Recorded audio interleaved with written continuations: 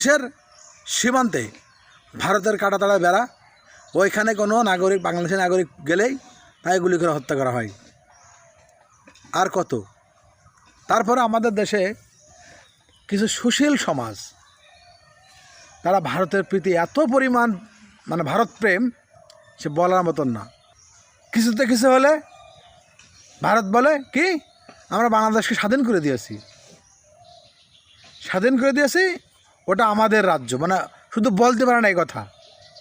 আবার বাংলাদেশে যদি কোনো রকম সংখ্যালঘু নির্যাতন, সে যদি অপরাধও করে, যেরকম কিছুদিন আগে হযরত মুহাম্মদ সাল্লাল্লাহু আলাইহি ওয়াসাল্লামকে নিয়ে যে এক হিন্দু যুবক যে কটূক্তি করেছিল, তার প্রতিবাদে তৌহিদি মুসলিম জনতা তাকে পিটিয়ে হত্যা করে।